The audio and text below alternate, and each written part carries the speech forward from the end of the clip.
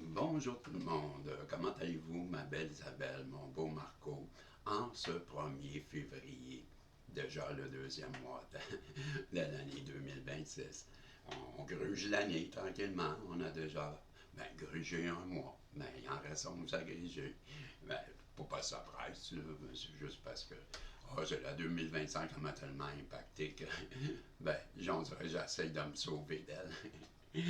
Comment ça va, toi, Isabelle? Comment ça va, toi, Marco, un matin? Ben, j'espère que vous allez bien. Puis, ben, au Québec, je sais bien que là, il est quoi? Il est 6h30 du matin. Et, ben, que tu dors encore. T'as pas fait comme moi, tu t'es pas levé à 3h du matin. Ouais, ben, j'ai. Hier, j'avais parlé, pour revenir un peu sur mon commentaire d'ailleurs, dans la dernière voyante, j'avais parlé que je voulais sortir pour aller m'amuser. Et en fin de compte, j'ai pas sorti. Parce que à l'intérieur de moi, j'avais ce ressenti que je devais rester à la maison et faire une petite introspection, un peu de silence, réfléchir sur toutes sortes de choses qui me sont arrivées et surtout ma nouvelle vie, parce que j'ai complètement changé. Depuis 3 ans, ma vie, elle a basculé totalement. Et d'une vie qui était pas mal pas mal rock and roll, je vous dirais, ben, je suis devenu très sage. Très sage. J'ai, mais j'étais déjà pas mal sage. J'avais changé beaucoup à cause de plein de choses que je vous ai racontées au sujet de mon passé, là, et que j'étais un mauvais garçon et que j'ai eu un miracle et mon dossier criminel a disparu et ben, ça l'a amené sur moi cette bénédiction qui a fait que tranquillement je me suis mis à changer. Je me suis mis à changer pour le bien. Mais il est arrivé un éveil, comme je vous ai raconté, quand mon amie de fille, elle est décédée, Guylaine, et ça m'a plongé dans la mémoire de l'âme. Un éveil. Ça a augmenté mes dons, ça m'a permis de renouer avec une foi perdue et d'avoir plein d'expériences. Vous connaissez aussi mon histoire au sujet d'une personne qui, je vais en parler un peu plus loin. Tout ça pour dire, je saute les étapes. Je, je me mets à réfléchir hier sur le fait que, puis là, je vais regarder mes notes parce que j'ai pris des notes et peut-être vous allez me voir peser sur pause, appuyer sur pause de temps en temps parce que c'est une nouvelle façon de faire que je vais faire là, ce matin avec vous dans ce message des guides.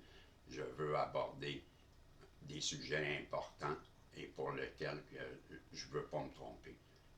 Parce que je le sais, ce matin, il faut que je parle de ça. Parce qu'on me pousse en haut à parler de ça. Donc, je suis fortement inspiré ce matin par mes guides pour aborder le sujet du pardon. Et je vais me servir dans mon histoire pour vous faire comprendre. OK? De son importance et sur nous, sur notre vie, puis les bienfaits que ça apporte.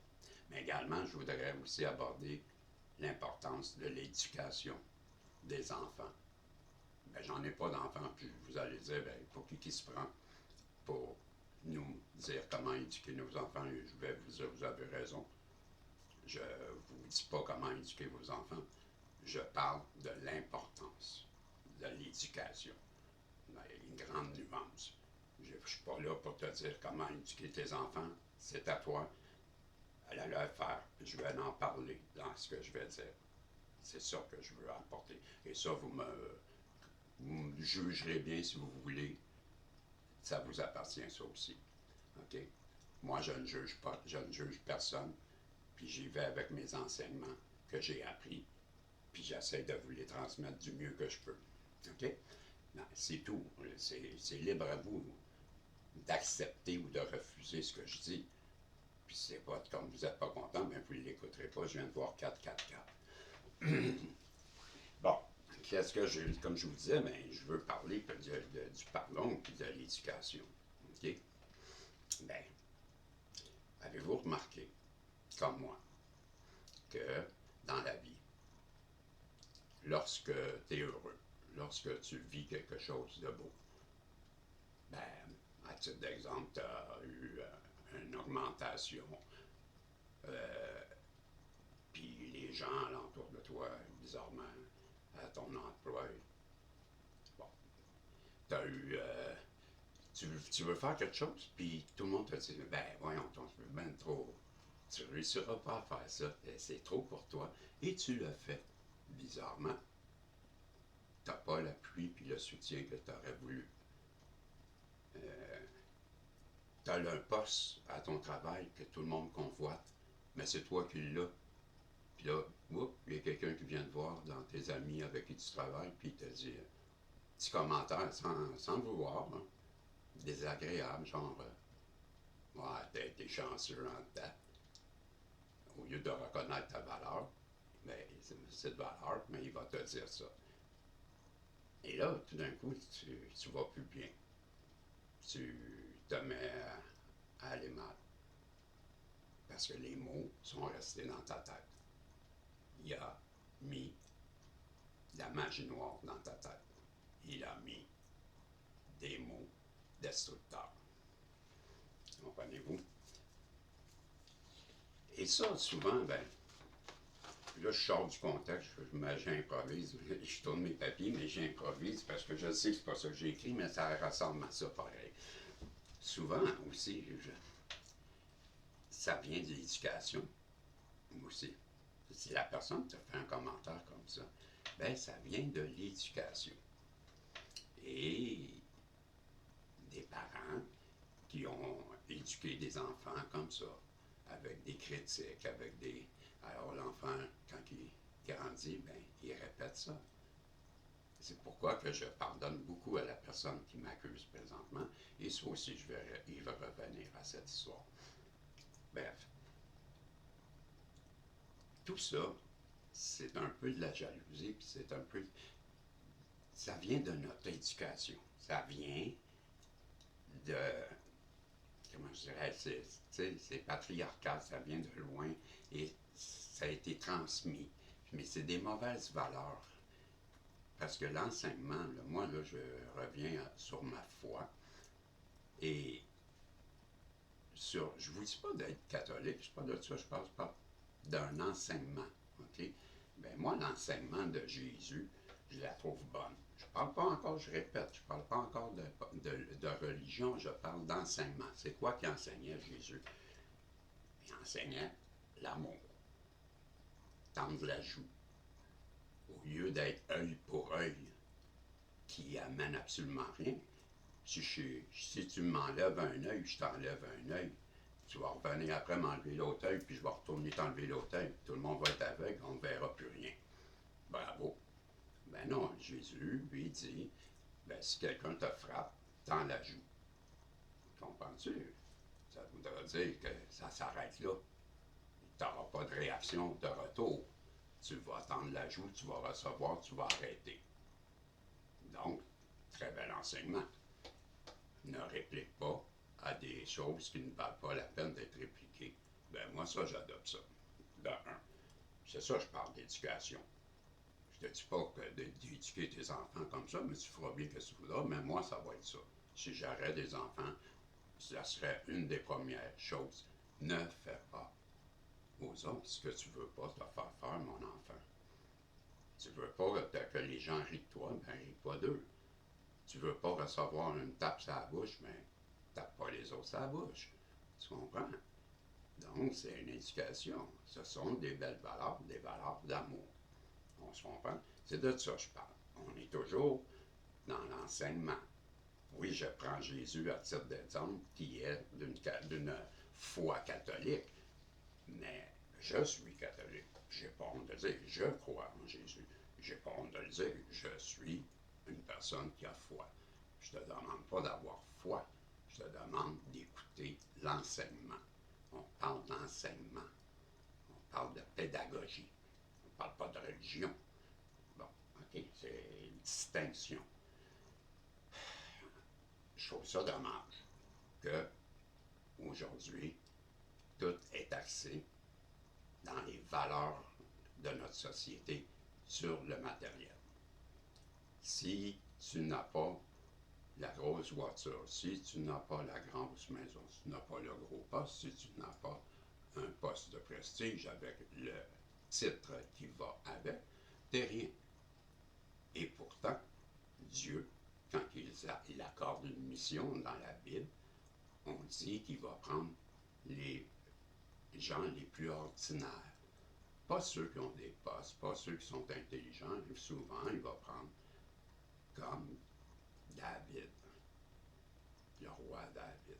David qui était le négligé de sa famille, celui que personne ne voyait. Dieu va le choisir. Et Dieu va l'emmener à titre de roi. Oh, David était un bon roi. David voulait ramener l'arche, l'alliance. Il voulait la ramener, pensant en Israël. L'histoire raconte. Et je vais appuyer, suppose, je vais aller me chercher de l'eau, parce que je n'ai pas d'eau. Je vous reviens tout de suite, je m'excuse.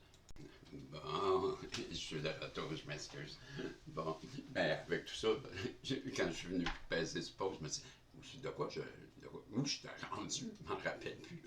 En tout cas, je suis pas mal sûr que ce que je me rappelle, c'est que je vous entretenais du fait du pardon, puis de l'éducation. Puis, ben, je voulais prendre à titre d'exemple le roi David à 1144. Je ne sais pas si j'étais rendu là. En tout cas, là, je suis rendu là. Et je voulais prendre le roi David à titre d'exemple. Oui, j'en avais parlé. Hein, que David, ben, c'était le frère négligé et que Dieu va emmener au poste de roi. Bon, David était un bon roi. David était un roi qui issu du peuple, donc il avait n'avait pas grandi dans le sang royal, on va le dire comme ça, qui on appelle le sang bleu. Hein? Ben oui, parce que ça a l'air que la royauté ont le sang bleu. Bon, je ne sais pas pourquoi, mais il va falloir que je me renseigne là-dessus. Ça doit être parce que ça des extraterrestres, je ne sais pas. En tout cas, on dit ça. Vous avez déjà entendu ça, le sang royal, le sang, on dit que le sang est bleu. Bon. Mais lui, David n'avait pas ce sang bleu-là. Il était un homme du peuple. Donc, avait grandi avec une éducation qui venait du peuple. Et pour cela, il était un bon roi parce qu'il était proche de son peuple. Bref, l'histoire que je veux vous raconter, c'est que David avait un objectif et c'était de ramener l'alliance, l'arche d'alliance, qui, je pense pas, qui contient les tablettes des 10 commandements. Je suis pas sûr, là, mais, parce que je suis pas le plus pratiquant des croyants. Là, mais j'en sais pas mal, là, mais quand même. Et tout ça pour dire que, ben là, son objectif était de ramener l'arche d'alliance pour la gloire de Dieu en Israël. Et il va tenter une première fois, parce qu'elle avait été arrachée à Israël, cette arche-là, par un ennemi, et David va partir à la guerre contre cet ennemi-là pour ramener l'arche. Il va réussir et il l'aura gagné, et pendant qu'il voudra la ramener en Israël, il va arriver quelque chose, et un soldat ou un confrère de David, un collaborateur, on va dire ça comme ça, pour pas dire que c'était un employé de David que je dis ça, là, parce que, bon, en tout cas, tout ça pour dire, l'arche va glisser sur l'estrade qu'elle était ou sur le chariot qu'elle était transportée, bref, et la personne qui voulait la sortir va mourir. Et ça va rester comme ça. Il ne réussira pas à la ramener et ça va se terminer par un échec, en fin de compte. Et David, il va prier beaucoup. Et entre ça, il avait, je veux que parler de sa femme, Michal. Bon. La deuxième tentative, David, il va réussir.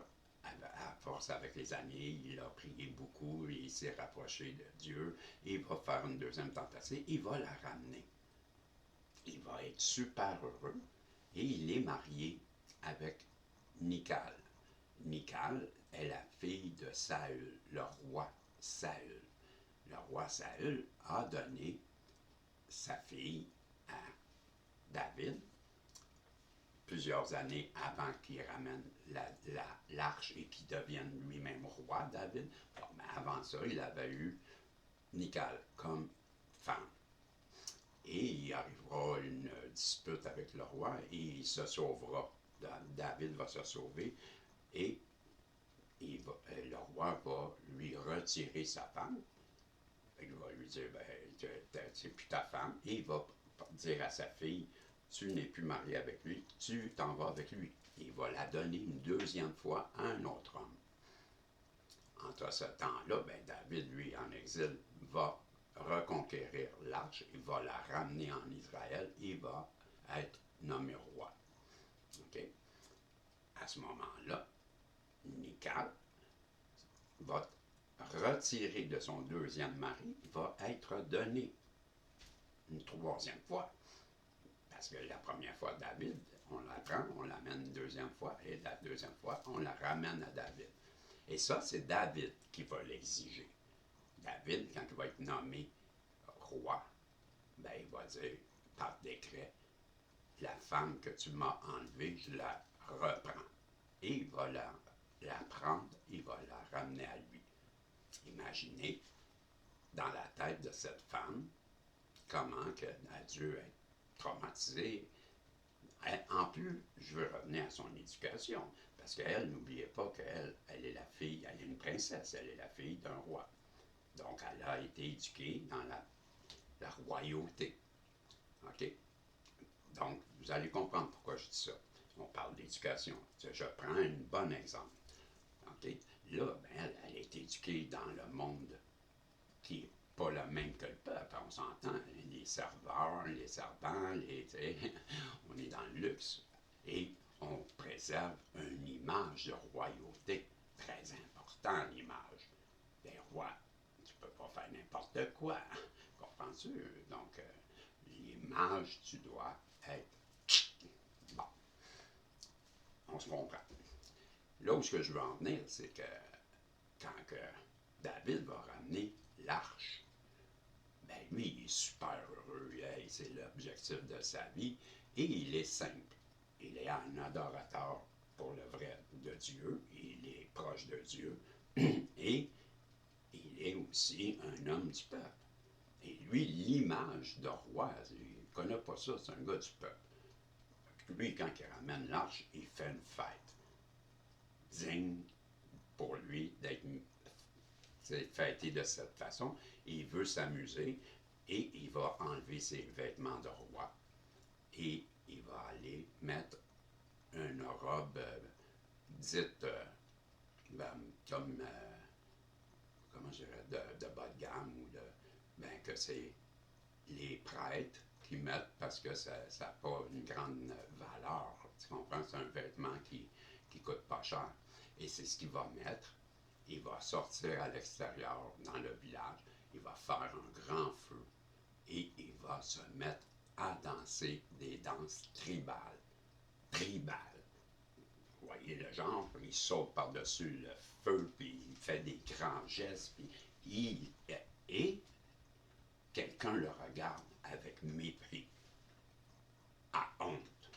Et c'est Nical, sa femme. Quand elle le voit, son cœur se ferme. Elle se dit qu'il n'a pas d'allure, qu'il fait dur, que ça n'a pas de sens faire ça. C'est pas un roi qui fait. Et quand il va revenir, elle va s'écrier dans la rue, voici un roi qui ne sait pas se tenir, un roi qui fait honte, un roi qui ne montre pas l'exemple, un roi. Elle va le dénigrer. Donc, pourquoi qu'elle fait ça? C'est ça que je veux dire. Pourquoi que, là, je vous ai expliqué déjà que, lui, il va l'obliger, il va la reprendre de son deuxième mari, mais dans le fond, Nical, elle aimait vraiment David. Mais avec ce qui est arrivé dans sa vie, son cœur va faire, il va briser brisé. À un moment donné, il y a de quoi dans sa vie qui brise. Et c'est sûrement quand on la retire et qu'on l'amène à son deuxième mari, ben là, elle reprend une deuxième vie, elle se reconstruit et peut-être que ben, elle a accepté que ce deuxième mari, ben maintenant c'est lui, elle s'est habituée à cette vie-là, pour que des années plus tard, on ne sait pas combien, peut-être 10, peut-être 20 ans, mais là, on va venir encore l'arracher et là, la ramener. Et ça sera lui. Mais peut-être que ça se peut-tu que ben là, elle est tout mêlée dans sa tête et que là, ben, en erreur, sans s'en rendre compte, ben, avec l'éducation qu'elle a eue de ses parents, qui eux, ben, la royauté c'est important, l'image, ben ça refait surface. Et lui, en dansant, ben, viendra réveiller une blessure en elle qui fera que son cœur est fermé maintenant et qu'elle le juge lui. C'est ça que je veux parler. Ben, c'est un peu ça que je veux vous dire. À titre d'exemple, je vous ai dit, ben, je vais prendre moi. Ben, moi, je vous ai souvent dit, je pardonne aux personnes qui tu sais, moi, là, au printemps, là, ben, ça va faire 3 ans qu'on m'a accusé d'avoir fait des choses. Puis que je pardonne à cette fille-là qui a fait ça, tout simplement parce que moi, je voulais aller l'aider et parce que je voulais l'aider. Alors, je ne sais pas, quand elle m'a vu, il y a quelque chose qui s'est passé. Elle va se sauver et je ne comprendrai pas, moi, pourquoi. Et j'insisterai à savoir par la suite pourquoi tu ne veux plus me parler, pourquoi tu agis comme ça. Et elle ne me reparlera jamais. Plus jamais elle va me parler, je ne comprendrai pas pourquoi. Et pourtant, je suis une éponge et j'aurais compris que quand elle m'a vu, elle a aimé ce qu'elle voyait et elle a eu peur. Je l'ai ressenti. Ben, j'avais accepté ça. Sauf que tu peux me dire bonjour pareil, sans vouloir me parler, je t'aurais respecté.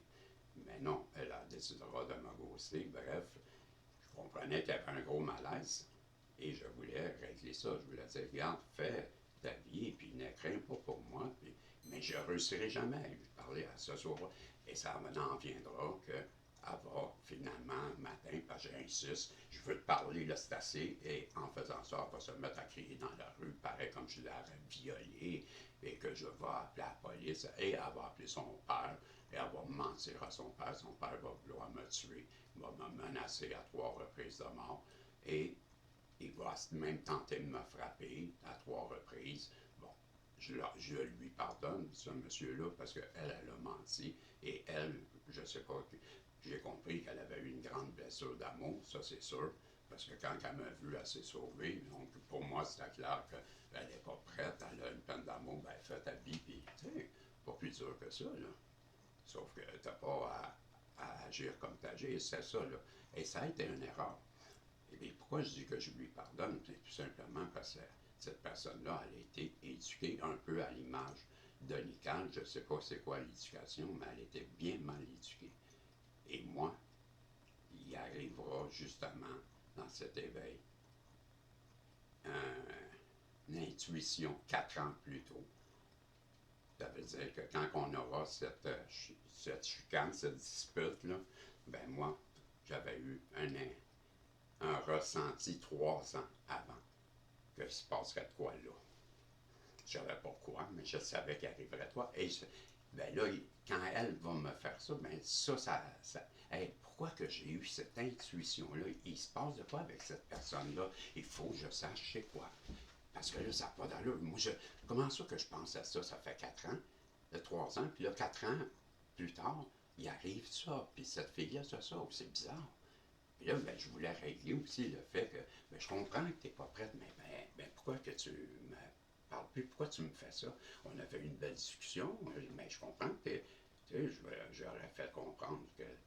Mais j'aurais jamais réussi. Et ça va finir que, à force, parce que là, elle a menti, puis là, on est rendu 2 ans plus tard, mais il n'y a rien qui s'est passé. J'ai même fait une plainte à la police, puis la police ne sont pas venus encore l'arrêter. Je comprends plus rien. Et là, là, je vais me fâcher contre Dieu et je vais dire à Dieu, tu fais rien, tu m'avais dit que tu me protégerais. Parce que tu m'as demandé d'aller là, aider, parce que tu m'as dit que j'étais un guérisseur et que tu me protégeais.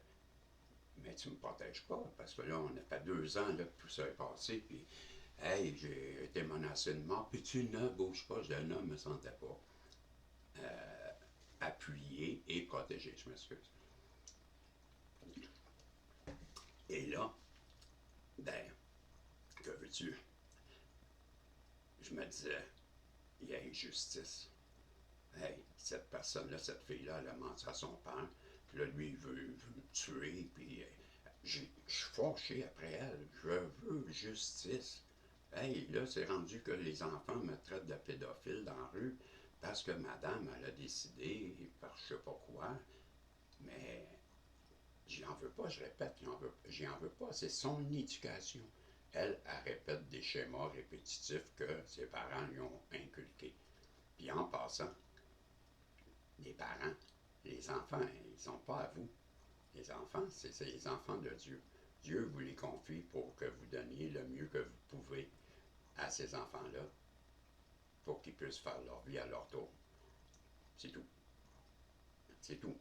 OK? Et ils sont prêtés. Parenthèse faite. Mais tout le monde le sait que je viens de dire, tout le monde sait ça. Bon. Mais ça, ben si tu n'y crois pas, ben tu n'y crois pas, parce que tu ne crois pas en Dieu, ben c'est libre à toi.